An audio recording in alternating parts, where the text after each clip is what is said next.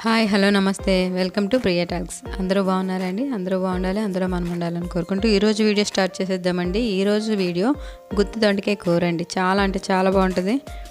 ఒకసారి ట్రై చేయండి. వంకాయలాగే అండి, కాకపోతే మసాలా అంతా సేమ్.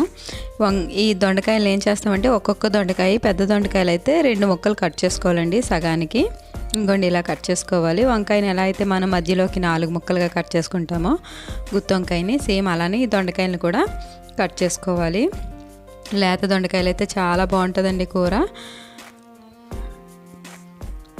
కళాయి పెట్టుకున్నాను, ఆయిల్ వేసుకోవాలి. కొంచెం ఎక్కువ వేసుకోవాలి, ఒక 2 స్పూన్లు ఎక్కువ వేసుకోవాలి అంతే.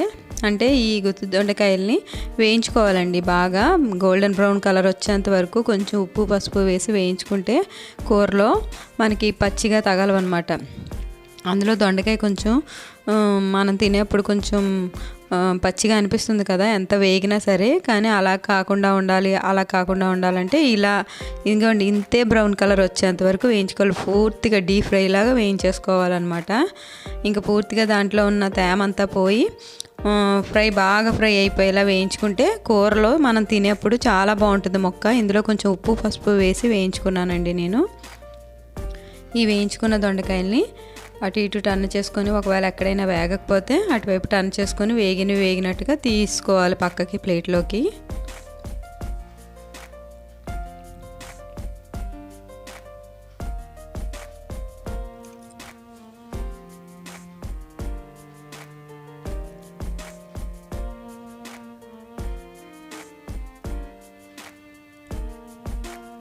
ఇలా వేయించుకున్నవి ఇందులోనే కొంచెం మసాలా వేసి ఇలా వేయించుకొని కూడా తినొచ్చండి, చాలా బాగుంటుంది. లేదు గ్రేవీ కర్రీలా కావాలంటే మనం గ్రేవీ చేసుకోవాలన్నమాట. కానీ మనం ఉప్పు పసుపు వేయడం వల్ల చప్పదనం అంతా పోయి మొక్క బాగా వేగి చాలా బాగుంటుందండి. స్నాక్స్ లాగా కూడా ఇలా తినేయచ్చు. అంటే పెరుగన్నంలో అది ఇలా నంచుకు పెట్టచ్చు అనమాట. చారు అది చేసుకుంటే ఇంకొంచెం మసాలా ఏదైనా పొడులు వేడి చేసి చాలా బాగుంటుంది, అలా కూడా తినొచ్చు. ఇప్పుడు నేను అదే ఆయిల్లో ఉల్లిపాయలు వేసుకుంటున్నానండి. చిన్నగా తరుక్కున్న ఉల్లిపాయలు, అలానే కరివేపాకు, కొత్తిమీర, పచ్చిమిర్చి ఇవి బాగా వేయించుకోవాలి.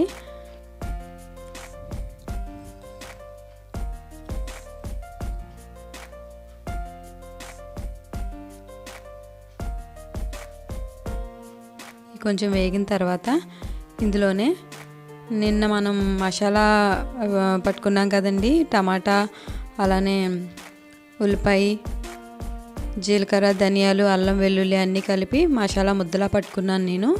అది ఉందన్నమాట. గ్రేవీ కర్రీకైనా ఈ గుత్తి వంకాయకైనా కూడా చాలా బాగుంటుంది. అలాగే ఈ దొండకాయకి కూడా ఏ గ్రేవీ కర్రీకైనా ఈ మసాలా చాలా బాగుంటుంది, మంచి టేస్ట్ వస్తుంది, గ్రేవీ కూడా వస్తుంది అనమాట.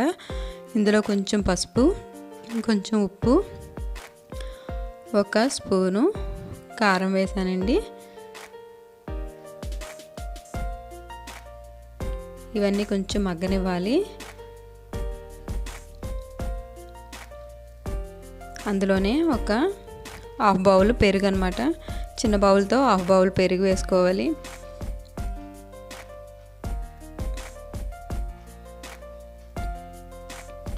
ఒకసారి బాగా కలుపుకోవాలి. ఆ గ్రేవీ అంతా బాగా పట్టేట్టుగా కలుపుకొని ఇప్పుడు మనం వేయించి తీసి పెట్టుకున్న ముక్కలు ఉన్నాయి కదా, దొండకాయ ముక్కలు, వేయించి తీసుకున్నవి అవి వేసి ఒకసారి ఆ మసాలా అంతా వాటికి పట్టేలాగా బాగా కలుపుకోవాలన్నమాట.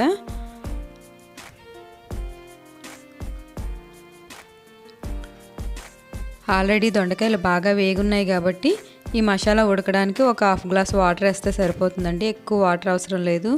దగ్గరగా బాగా మగ్గిపోయాక తీసేస్తే చాలా బాగుంటుందండి. బాగా ఉడకనిచ్చి ఫైనల్గా కొత్తిమీర వేసుకొని కూర చాలా బాగుంటుంది. చపాతీలకి, వేడివేడి రైస్లోకి చాలా అంటే చాలా బాగుంటుందండి. తప్పకుండా ట్రై చేయండి. గుత్తి దొండకాయ కూర చాలా టేస్ట్గా ఉంటుంది.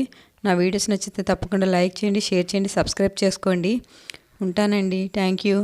Take care. చాలా అంటే చాలా బాగుంటుంది, తప్పకుండా ట్రై చేయండి దొండకాయతో కూర. ఉంటానండి. Thank you. Bye. Take care.